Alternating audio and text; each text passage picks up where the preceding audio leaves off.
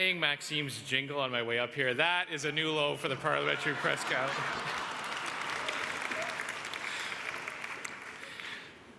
But I guess that gives me license to be mean right back at you. Bonsoir tout le monde, bonsoir, ladies and gentlemen, good evening, and journalists. I had two speeches to bring up, and you got the mean one after that. Before I begin, I too would like to acknowledge that we are on the traditional territory of the Algonquin people and the Laurentian elite. I checked with Perry Bellegarde. He said that joke was okay, so. It's great to be back at the Press Gallery dinner, where after a year of you making fun of me, I get to make fun of me too. I have to hand it to the Prime Minister. That was very, very smart of you. You preempted all my jokes. India trip, that was half my material tonight, so. It's going to be a little bit shorter, so. We can get very quickly to Jagmeet. Jagmeet, it's great to see you here.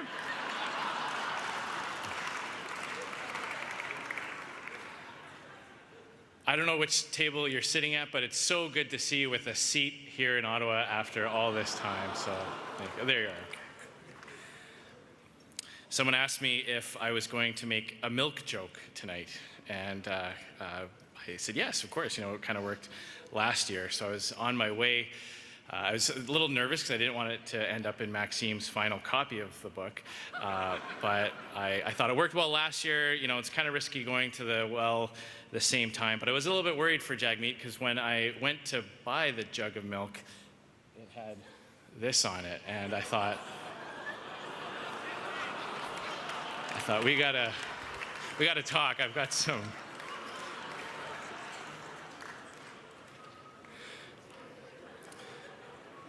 So for those of you that are here for the first time, as you can probably tell, the Press Gallery dinner is exactly like the Washington Correspondents' event, but without the vitriol or the humor or the celebrities. Down south, they attract stars like Chris Hemsworth, Seth Meyers, Paul Abdul. Here in Ottawa, we get Craig Oliver and Joël Denis Bellavance.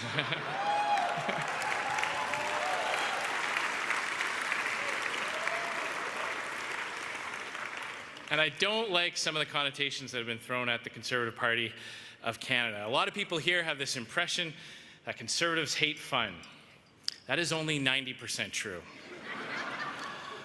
I do love this event. It is a lot of fun. It gives me the chance to stand here and make fun of the most powerful person in our country.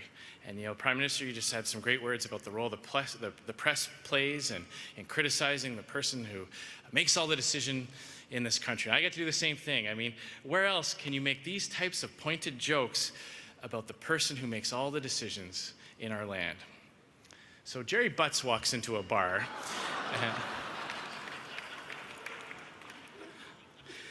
I don't know if Chantal Hébert is here tonight, but I hope she is. I'd like to chat with her a little bit later. According to Chantal Hébert, she wrote just a little while ago that I am currently on a death watch. That she said the Andrew Scheer death watch has begun, and I thought we were doing okay. You know, we're kind of competitive in the polls. We've done well fundraising. I thought we've had some successes in the House over the last little bit. I was going to argue with her, but then I figured, you know, she might know a thing or two about death watches. She does work for the Toronto Star, so maybe I have to.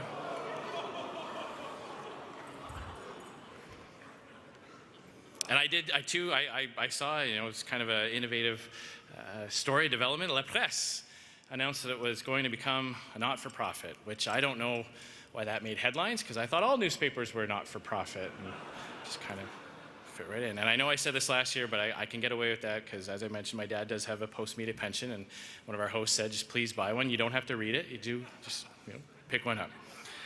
I'm sorry for all my print journalist friends in the room, both of you. I am sorry for that joke, and I would apologize for it, but I think the Prime Minister has already scheduled that apology in the next couple of weeks in House of Commons, so I'll just wait for that. I recently did appear on Tout le monde en parle, where it was a little bit shocking. Some people, thank you, merci beaucoup. It was a little bit shocking for some to learn that I had, when I was younger, consumed marijuana. That did come out. Did catch a lot of people by surprise, including my father. I heard from him immediately afterwards. Someone said, I guess that's where that permanent smile comes from. But and it is true, you know, if you do think smoking marijuana makes you cool, just take a good hard look right here. It does not. So stay away from it.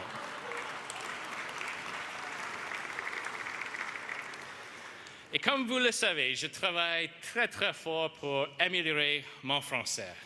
Je prends des grands efforts. Merci beaucoup. C'est un grand défi pour un anglophone de Saskatchewan. Il n'y a pas beaucoup d'opportunités de pratiquer. Et la chose la plus difficile est de toujours devoir me rappeler de ce qui est masculin et féminin. C'est très difficile pour un anglophone. Et j'ai donc vraiment hâte que le Premier ministre dépose un projet de loi qui fera en sorte que tous les mots français sont maintenant neutres et non genrés. As has already been pointed out, Elizabeth May is in the House tonight.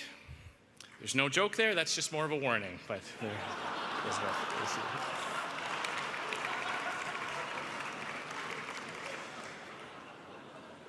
I understand she will be bringing greetings, not being given a formal speech. I think that was part of the probation negotiations, so we'll all be timing it. Speaking about the House, we do seem to have new parties starting almost every day. Just recently, this was great fun for me, being from Regina, the CCF is back in the House of Commons. It's fantastic. We've got Quebec debout. This is great. And you know, the way things are going, I hear the Under Investigation Caucus is almost at official party status.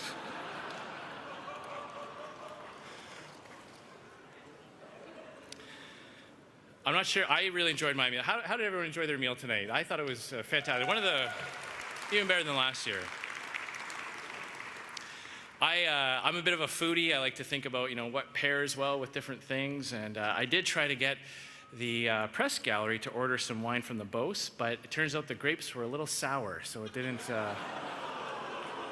quite go with the sauce. Sour. Very sour. I guess you know that Max is writing a book. I know that joke was all about, and I did try to pick up an advanced copy, but I must have missed the part where it said on the cover that this message will self-destruct after 30 seconds.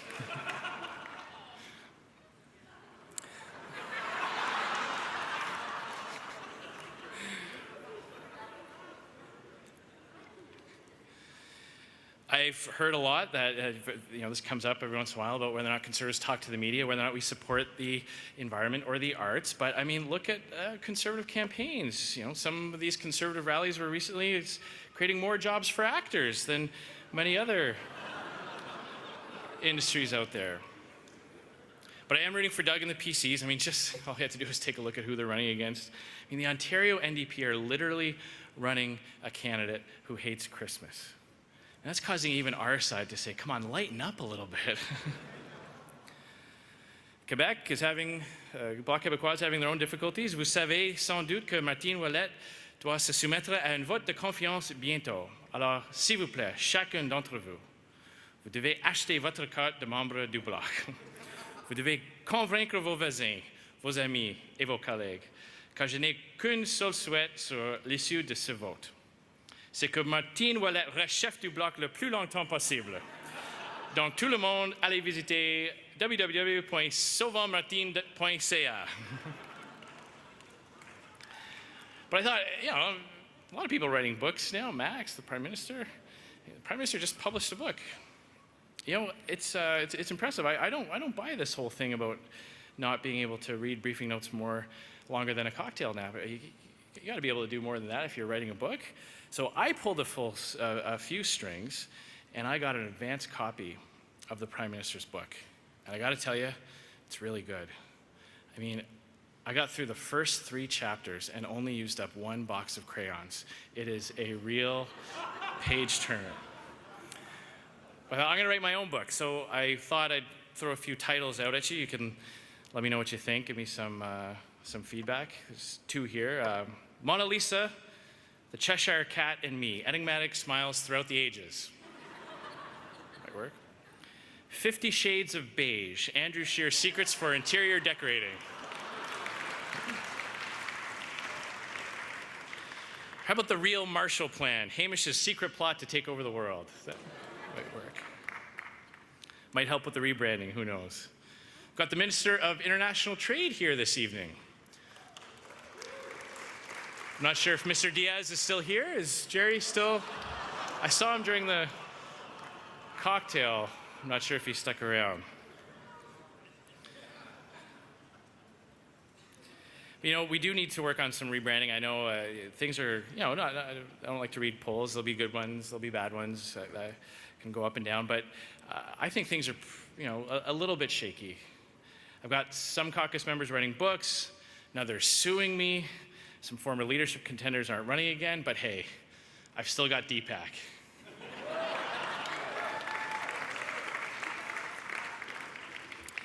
And I've been thinking that since the turning point for Justin, I've really been trying to emulate his everything that he did on his rise to power. So there was some articles out recently that was saying that a big turning point in the Prime Minister's path was when he defeated Senator Patrick Brazo. So I thought maybe I should fight a senator too. I'm just trying to find one I can actually beat, but having the mandatory retirement age at 75 is kind of crimping that. On the subject of branding, we've all seen, it's no secret, the Liberal strategy is to bring up these lame attempts to brand us as the Harper Conservatives, that, you know, just Stephen Harper's party. Well, I guess you seem to have convinced Stephen Harper.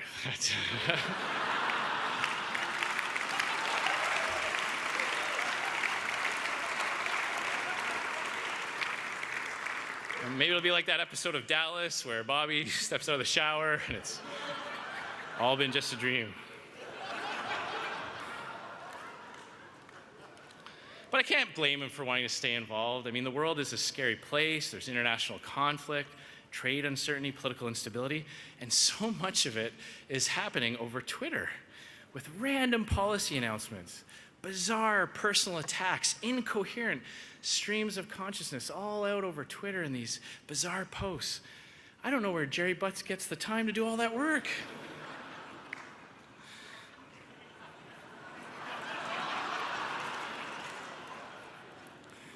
You know, even when you do propose new ideas, you get attacked. You know, when Stephen Harper was Prime Minister, he was constantly being accused of having a secret agenda. So I thought the best strategy would to, you know, take the heat of having no agenda. I thought that might be a little bit easier for the next little bit. The Prime Minister has been hard at work, though. He's been pretty busy. I hear, you know, he's a big fan of innovation and technology. He's even invented an app. It's just like Uber Eats. It's called Trudeau Eats, but it only goes from 24 Sussex to Rideau Cottage. So I'm imploring you, please expand at least into Stornoway. That way I can share some of that. I do have to ask you, though, Prime Minister, I mean, what the heck did you do to Jason Kenney? Other than, you know, destroy Alberta's economy. But the biggest surprise for me in that rant was not the way the Prime Minister reacted, or that. It was mostly that Jason knew what a finger bowl was. That was.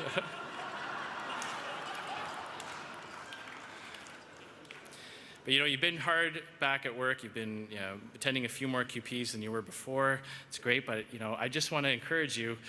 If you're getting tired, take another vacation. Please, feel free. As I said, you know, you took away all my India jokes, but we can all agree that you did cross the line when you danced into the New Delhi reception. But there was a lot of chatter saying that was one of the more negative parts in terms of what you were doing and how it was received. But I thought you pulled it off great. I mean, you rocked it. You were confident. You had all that swagger that you talk about. And I just want to let you know, I'm putting you on notice that you may do a mean Bhangra dance, Prime Minister, but I do a mean Carlton dance. So I'm just waiting for the right time where I can break that out. And not sure that tonight's tonight, but no, not now.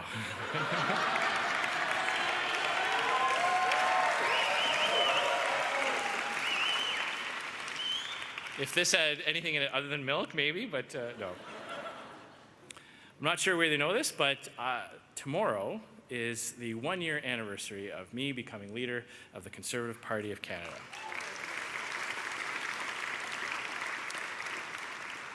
You know, I've learned a lot in that year. Sometimes you need to turn your back on the old way of doing things, and that doesn't often sit well with old friends and supporters. Sometimes you have to make sacrifices, and sometimes you have to turn to the people that helped you get to where you are, that they're not going to be able to help you get to the next level. And you have to have some tough conversations with them. So if you'll permit me, I'd like to take a brief moment to pay tribute to a dear, dear friend of mine who has been with me every step of the way, through the good times and the bad. He's been my close advisor, a big fan, my big rock. But now we're going to have to say goodbye. So I'm going to pay tribute to someone that you may have come to know, the plaid shirt. This is the last time you'll see the plaid shirt. It served me well and got me a lot of attention, but I don't know if it's going to be able to get me. So I spent some time with it the last little bit and tried to kind of bond it as we said goodbye to each other. He didn't see it coming. That was an awkward dinner. Should have told him after dessert, not after the starters. That was where that night went off the rails. Anyway, I thoroughly enjoyed this evening, and I want to thank everyone for giving me such a warm welcome. But there is one Harper-era position I am seriously tempted to bring back, and that is, if elected, I may never come back here again. But thanks very much.